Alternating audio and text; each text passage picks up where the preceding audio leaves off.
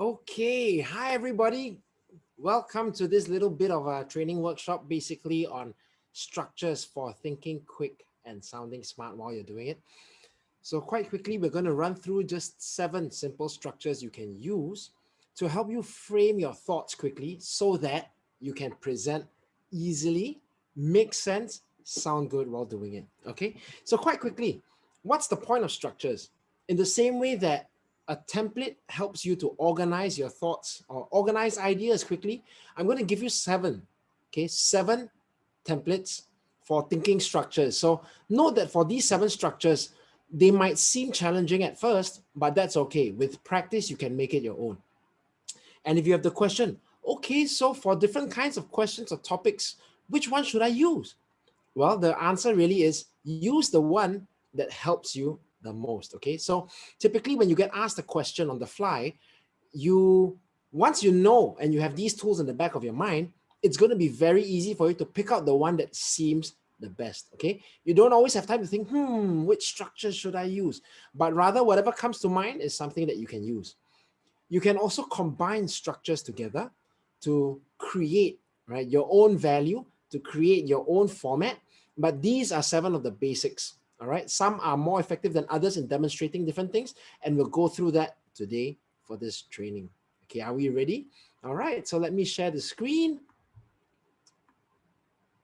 and go. So now you should be able to see both me and the slide here on record. Oh, hang on, let me change the view. There we go. Okay, so let's jump to it. All right. Okay, so 7 structures. Now, the first structure is the PREP. You might have learned this in school already. What this means is point, reason, elaboration, point, right? Alternatively, some people call it OREO, right? Opinion, reason, example, opinion. So the idea here is to say what your point is, tell us why you believe in that, give an example or give us evidence, right? Give us perhaps maybe even a story as part of the evidence to support your idea, and then a point to round it off. So for example, if I'm making the point that KFC is better than McDonald's, all right? So I might start with the first point. There's 3 reasons why KFC is better. The first point, KFC uses a fillet or uses a whole piece of chicken. The reason why is that important? Because it's not reconstituted meat, it's not part of a patty, so you know exactly which part of the chicken you're eating. And you know that it's actually chicken meat and not something else. I know there was scandal somewhere else, right? So example, I'll talk about a scandal. Some point in China, there were cases of burger patties being made with rat meat and some of these other things, right? Can you imagine eating rat meat? No, me neither, because I'm born in the year of the rat. So as a result, it's really important for me to see the whole piece of chicken, and then I conclude with the point. Therefore, it's really important, or rather, that's why I prefer KFC over McDonald's, right? So that's the PREP. Now, so within an answer, you might even give, let's say, 3 reasons why. So for each of the reasons, it's 3 separate points. So it's point, and then you elaborate why that point, give the example or the elaboration, and then you conclude again with the point. All right, so that's the PREP. Hope that's quite straightforward. Maybe let me give another example. So maybe if the question is something like, why should you join Toastmasters? So I'll just do one PREP, right? So just one point, reason, elaboration, and point. So the point is, joining Toastmasters lets you practice and grow your communication skills. The reason, why? Because we don't always have a place or a safe space to practice the way that we speak, right? A safe space for us to build our confidence, practice our presentations, and get feedback. Give that example. For example, recently I was developing a presentation pitch to sell my services to my clients. And if I don't get feedback, how do I know where to improve? So Toastmasters gave me a place to practice this presentation, to pitch to audience. And at the end of my pitch, I even got feedback about how I could do it better. And I conclude the point. That's why it's important to join Toastmasters to level up your communication skills. Okay, so that's the PREP, quite simple, quite straightforward. Let's move to the next one, the scales. Now the scales is really good for comparing 2 things, right? For example, apples or oranges. So you might end up with something like, on one hand, Apples are amazing. An apple a day keeps the doctor away. It's crunchy, it's refreshing, and you can eat it at any time of the day. In fact, it's so healthy, some people even have an apple detox diet where you only eat apples for one whole day. What that does is it removes other toxins from your body and you eat only from the goodness of Mother Earth. And then you give the other side. On the other hand, oranges are a great source of vitamin C, right? It's also refreshing. It keeps away the flu and it is tasty and sweet, well, most of the time. So now I've weighed apples on one side, oranges on the other side. And then you conclude by giving your evaluation. So which would I choose, apples or oranges? So for me, most days I'm going to go with apples because I just like how apples taste. But if I'm having a cold, I'm definitely going with oranges because it has vitamin C. Okay, so now you've answered the question by offering pros, well, the good things on both sides. Now, challenge here is some people find that, what if there's pros and cons? Do I need to talk about pros and cons of apples, pros and cons of oranges? Not necessarily. That is going to make the structure confusing. So just stick to the good points of one and then good points of the other. You can also use this to evaluate, right? To evaluate how good a solution is. So for example, back when I was in school, there was a debate about whether Singapore should allow the building of casinos. So using the scales, I would say, on one hand, if we build the casinos, we would increase our tourism revenue, would create 30,000 jobs, blah, blah, blah, so and so forth. But on the other hand, there are some social ills associated with gambling, right? There have been families torn asunder, torn apart by problem gamblers, where people gamble away their life savings and money meant for their children's education or their family's food, blah, blah, blah, blah. And then you conclude at the end. So should we allow casinos? Well, for me, I would say, yes, we should build the casinos to reap all the benefits we discussed earlier, but make sure we put in some measures to mitigate the ill effects of building a casino in Singapore. That way we can have the best of both worlds. Okay, so you weigh one side, weigh the other side, and then you conclude with your opinion. Okay, so the third structure is problem solution. So what's problem solution about? Basically, this is one of the best structures if you're trying to sell an idea or you're trying to convince people. All right, what this does is when you get a question or a topic, you frame it into a problem that exists and a solution, right, that you provide. So this makes you look smart and this makes the audience want to adopt your solution. So for example, maybe the question for this one might be something like, should we go vegetarian? So now to answer the question like that, frame the problem. So what's the problem? You might say something like, we live in a time where the world seems to be changing very rapidly. Climate change is happening, and scientists all agree that one great way to stop climate change is actually to reduce our intake of meat, because creating all these farms for grazing and all that, firstly, it's not efficient. And second, cows and other livestock produce a lot of greenhouse gases that's heating up the world, and it's causing all these wildfires in California and things like that. And that's a huge problem. If we don't reduce our meat intake, the world is going to heat up.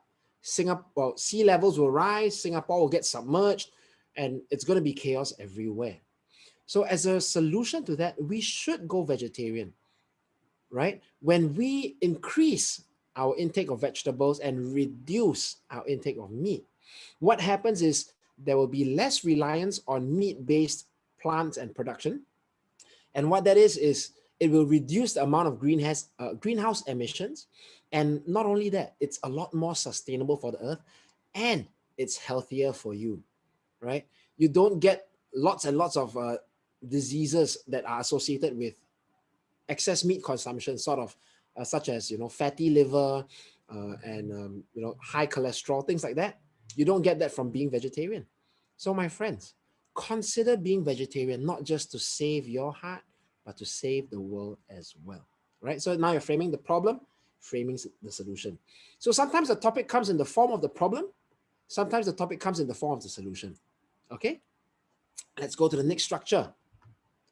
Time. Now this one is easy. Why? Because we are trained to think chronologically. So quite simply, you want to use time, and this works very well in the workplace, especially when you're trying to predict the future. right? When you're at a decision-making process and you're thinking, what should we do next? Using time as a reference point and a benchmark to go from past, present, future. Or maybe 30 years ago, now, tomorrow. Or maybe even 30 years ago, 10 years ago, future. So to give you an example, maybe the question is something like, what do you think is the most important invention for Singapore? Right? So there's many ways to answer this question. If you were to use time, you might say, back in the 70s and the 80s, Prime Minister Lee Kuan Yew, right, Singapore's founding father, said that the most important invention for Singapore was the air conditioning. Why? Because when it's too hot, we can't think. With air conditioning, we can sit down, we can think, we can plan, we can strategize, and we can level up, right, the economy as a whole. And that's what we did. But in the 90s, I would say the most important invention for Singaporeans would be the internet. Why? Because with the internet, this allowed Singapore to become a regional hub for businesses, not just from the US, but from China, from around the world. And Singapore is a financial hub in Southeast Asia. Singapore is a medical hub in Southeast Asia. Singapore is a place that has achieved so much in part because we are connected to the rest of the world, and the internet lets us do that. What then will be the most important invention for Singapore tomorrow? Well, looking at the past about how air conditions enabled us, looking at how the internet connected us, I think the future for Singapore is going to be in perhaps AI and machine learning, right? The rest of the world may have machine learning too, but if we as Singapore can embrace that and put that into the way that we do things such that we generate services that benefit the world as a whole, this will help Singapore stay relevant. This would help Singapore stay strong. This will help Singapore stay in front of the value chain that other countries can provide, right? This will be the next raw material that we have, not just the people, but the systems that we can create through artificial learning, right? So now you see, I talk about the past, air conditioning. I talk about a few years ago, internet. I talk about the future, machine learning. So this helps you structure your thoughts and identify trends, right? This is particularly useful for managers. So the next one, zoom in, zoom out.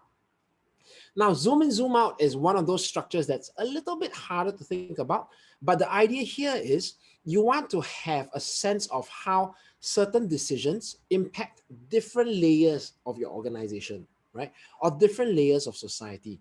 So maybe if the question might be something like, do you think we should implement a 4-day work week in Singapore, right? So what are the different layers? Let's take the zoom in, right? From an individual perspective, this would be great because a 4-day work week means that people have more time to enjoy life, more time to build meaningful relationships, more time to learn and grow and develop themselves, right? So that's the individual. Then let's zoom out. What does this mean for families? This means that now families can spend more time together. This will increase social cohesion. And as we know, family is really important, not just because everyone says it is, but because it gives us an emotional sense of belonging and connectedness. And this helps us stay grounded, right? So as families, family units will get closer, right? The social relationships we have will get even better as well as we have more time to connect with the people around us. And then now we zoom out to companies. What does this mean for companies?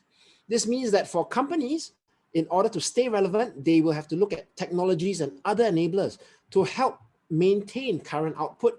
This will make companies think about how we can work the people, not harder, but smarter, right? And this will set us up for the future. And how does this look as a nation? So as a nation, when people have more time, they have more time to exercise, more time to build meaningful bonds, more time to learn and grow. This will mean progress for Singapore, right? So now I've zoomed in from individual, zoomed out to the country. Okay, you can also start from a zoom out and then zoom into the individual. Both ways works. Just make sure you don't jump like small, big, medium. No, small, bigger, bigger, biggest, right? So it could be individual, family, country, or individual, group, department, company, industry, right? So that's how you can zoom out, okay? Next one, triangle. How many points does a triangle have? 3 points. Yes. So provide 3 different points of view. Now, why is this important? You see, a lot of the time when we think about things, we think from a very one-dimensional perspective, which is what we see. So by putting yourself into different perspectives, you get a more rounded assessment of what's going on. So for example, maybe you get an interesting question on world politics, right? You might say something like, what do you think will happen if Donald Trump wins the election in 2020, right? So you might say, from the business perspective in America, well, businesses have benefited a lot from Donald Trump, from the fact that he reduced corporate taxes and he's quite pro-business and stock market, right? A lot of people say that his policies make the rich richer, and so a Donald Trump re-election looks poised to do that. So business owners might be happy with that. And then you take another angle. But on the other hand, from perhaps the human rights or from an angle of peace in society, we can see that the last 4 years has been rather tumultuous. A lot of things have been exposed. For example, discrimination against Black people in the US, right? And now we have the Black Lives Matter. We have people who are rioting in the streets. We have a lot of social unrest in the US, right? And based on the rhetoric given by Donald Trump, it seems that a lot of people find him to be a divisive leader. So if he were to win election in 2020, what this means is even more social unrest, even more societal problems, right, that might rock the US. And then maybe you can give a third perspective, the outsider's perspective. What does this mean for us in Singapore? Well, given that Donald Trump has created a lot of tension, trading tension with China, which is a rising world power, what this means is that Singapore will be caught in the crossroads of development between China and the US. You can see that US has already kind of like forced the sale of TikTok, right? It's very anti-China at the moment, forcing China to retaliate against the US. And Singaporeans will be caught in the crossfire, right?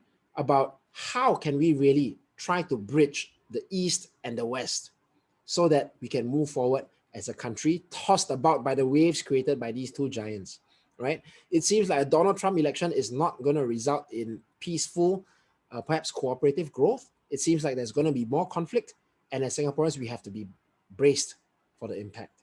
Okay, so now you see, giving 3 different perspectives now makes it look like, you've considered things from many points of view. It makes you look smart, and it's definitely something you should do if you are considering strategic movements within the company, right? Planning the company's strategic movement forward. Okay, so use the triangle, at least 3 points. Don't give 7 or 8, it's too many, people can't process it. Giving 1 seems very lopsided. Give 3 points of view, okay? And then the last one, the story. Now, you might have heard this one, but this story structure was, as I understand, created by my very good friend and buddy, Cohen Tan, right? He's an international speaker and trainer. And I've tweaked his structure a little bit, but here's what it looks like, okay? So the story S stands for situation. Every story talks about where you come from, right? What's happening there? Who's involved? Maybe most importantly, what's the problem? Okay, what's the problem? Every story is only as good as the conflict. If your story is, it was my birthday, I received some presents, I was very happy, the end. Not a very good story, not very interesting. So see if you can create a situation, tell us what the problem is, what's happening, okay? And then go into the thoughts and feelings. Now, this is particularly important, and this is where many people, well, especially engineers or men, so it seems, don't do very well. How come? Well, it seems that maybe it's Asian culture as well. We don't really talk about feelings a lot. And I know that corporate culture, as it seems, has said that, when you reveal your emotions and your feelings, this gives you a place for other people to attack you. Now, depending on how you navigate that, it's going to be feelings, right? Feelings that really connect us. Why do I say that? How many people watch Korean dramas? Be honest, right? Raise your hand if you do, okay? My dad watches Korean dramas all day.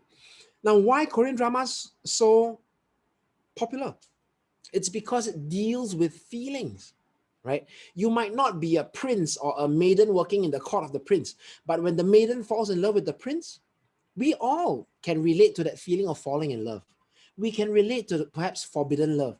We can relate to rejection, betrayal, challenges, right? Disappointment, grief.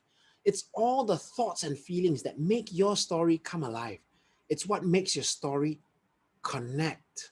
Okay, so make sure you talk about the thoughts and feelings. Show it if you can. That's where your story comes to life. Okay, and then observations and actions. What happened next? Right? From the situation, how did it develop? Tell us what you saw. Tell us what happened. Tell us what you did. Was there a turning point? Did something change there? Was there a guru that gave you some life-changing advice for you to implement? Right? So this is where the turning point comes. What happened next? And you move that story to a result. At the end of the story, what happens? Right? Please tell people the result. You don't want to leave them with an open loop and more questions. So tell them, after you did this, did you get what you wanted? What happened then? And of course, after you give the result, you're learning, right? So you see, it's STORY, you're learning. Now, your learning is important because you can give a result, but if you don't make the learning clear to people, then your message isn't clear in terms of what you want your audience to get. All right. So always give them your learning, what you learned from this experience. So even if the result was a bad one, that's okay, because you learned something out of it and you share about that learning. So to give you a quick example here of how you can use a story in a very short way, maybe it might start with something like situation. Okay. As a 15-year-old, I was really shy. I was always rejected by girls. I had a squeaky voice. I couldn't look people in the eye. That was the situation. And I met this girl. Let's just call her Y. She was the girl next door. She was perfect. She was so sweet. And then we go to thoughts and feelings. But the problem is, I had no confidence. I thought, if I asked her to be my girlfriend, how? Will she say yes? Will she reject me like all the other people before? I didn't know what to do. I didn't know what to say. So thoughts and feelings, right? Observations and actions. And so at the end of the year, I went to Malaysia and I saw this nice bear on the shelf. And I decided I'm going to give her this bear since I don't know what to say. And then I played the arcade. I got 200 over tickets. And then I got that bear. And I went to her place and gave her the bear. And what was the result? She said, "Oh, Kin, you're just like a brother to me. And I don't want to hurt your feelings. I don't want to lose our friendship. You know, what if we get together and something goes wrong?" And of course, I was sad. Not a very happy result. But what did I learn from that? I learned that if I never took action, I never got the bear, I never braced my courage to ask her to be my girlfriend, nothing would have happened, right? So what I learned is failure is inevitable, right? In life, we will fail at some point or another. But what matters is you try and you try and you try. That's why today I'm engaged, right? So you see how the result and learning can be different as well. So now I don't know whether you enjoyed that story or not. And this was impromptu, by the way, which is, the whole point of thinking structures, to help you organize your thoughts impromptu. But I hope you got a sense of the situation, the thoughts and feelings, what I did, what happened next, what was the result, and the learning. So this helps you organize that story quite easily for your audience to get a takeaway. Okay, so now we've covered this. Right, so these are the 7 structures, and I hope you've learned something here. And of course, before we end off, I have to remind you, knowledge is part of it. Applied knowledge is power. Okay, so make sure you apply this knowledge and practice, right? You don't have to be good to start, but you have to start to be good, right? The immortal words of Zig Ziglar. Okay, so I hope you've learned something from this session. If you have questions here about these structures or how you can apply it at work, feel free to drop me an email, right? You can email me at kin@coachkineng.com. kin@coachkineng.com. Drop me that email and I'll send you my reply as soon as I see it, right? It's not going to be immediate, but I'll definitely get back to you. Okay, so I hope you really enjoyed this this presentation, right? Feel free to ask me whatever questions you have. You can drop me an email. And of course, I look forward to helping you shine on stage. I look forward to helping you make magic. I look forward to helping you be the best that you can be. All right. Thank you and take care.